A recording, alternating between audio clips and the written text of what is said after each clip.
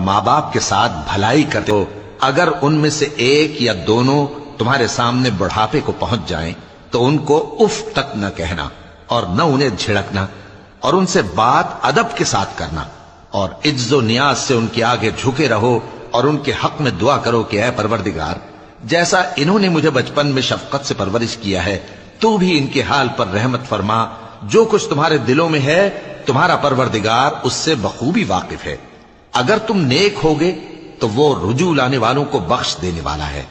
اور رشتہ داروں اور محتاجوں اور مسافروں کو ان کا حق ادا کرو، اور فضول خرچی سے مال نہ اڑاؤ کہ فضول خرچی کرنے والے تو شیطان کے بھائی ہیں،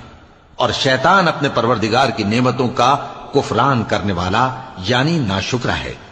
اور اگر تم اپنے پروردگار کی رحمت یعنی فراخ دستی کے انتظار میں جس کی تمہیں امید ہو ان مستحقین کی طرف توجہ نہ کر سکو تو ان سے نرمی سے بات کہہ دیا کرو،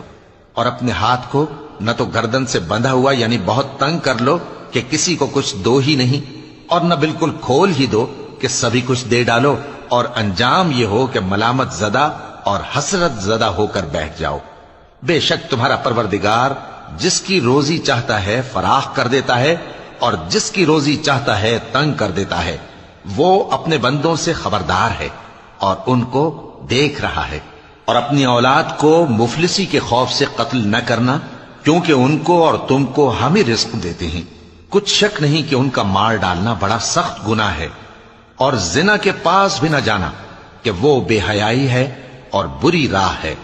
اور جس جاندار کا مارنا اللہ نے حرام کیا ہے اسے قتل نہ کرنا مگر جائز طور پر یعنی بفتوائے شریعت، اور جو شخص ظلم سے قتل کیا جائے ہم نے اس کے وارث کو اختیار دیا ہے کہ ظالم قاتل سے بدلہ لے، تو اس کو چاہیے کہ قتل کے قصاص میں زیادتی نہ کرے کہ وہ منصور و فتح یاب ہے، اور یتیم کے مال کے پاس بھی نہ پھٹکنا مگر ایسے طریق سے کہ بہت بہتر ہو، یہاں تک کہ وہ جوانی کو پہنچ جائے، اور عہد کو پورا کرو کہ عہد کے بارے میں ضرور پرسش ہوگی، اور جب کوئی چیز ناپ کر دینے لگو تو پیمانہ پورا بھرا کرو، اور جب تول کر دو تو ترازو سیدھی رکھ کر تولا کرو، یہ بہت اچھی بات اور انجام کے لحاظ سے بھی بہت بہتر ہے۔ اور اے بندے،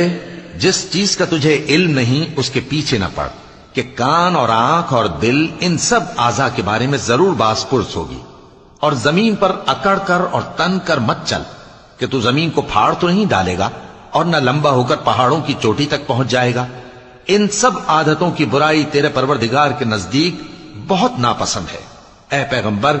یہ ان ہدایتوں میں سے ہیں جو اللہ نے حکمت کی باتیں تمہاری طرف وحی کی ہیں، اور اللہ کے ساتھ کوئی اور معبود نہ بنانا کہ ایسا کرنے سے ملامت زدہ اور راندہ درگاہ بنا کر جہنم میں ڈال دیے جاؤ گے۔ مشرکو،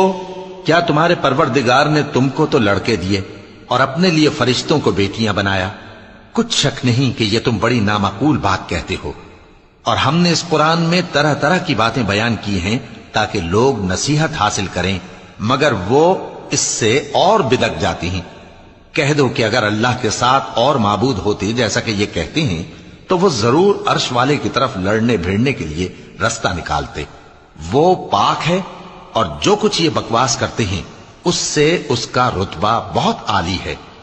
ساتوں آسمان اور زمین اور جو لوگ ان میں ہیں سب اسی کی تسبیح کرتے ہیں، اور مخلوقات میں سے کوئی چیز نہیں مگر اس کی تعریف کے ساتھ تسبیح کرتی ہے،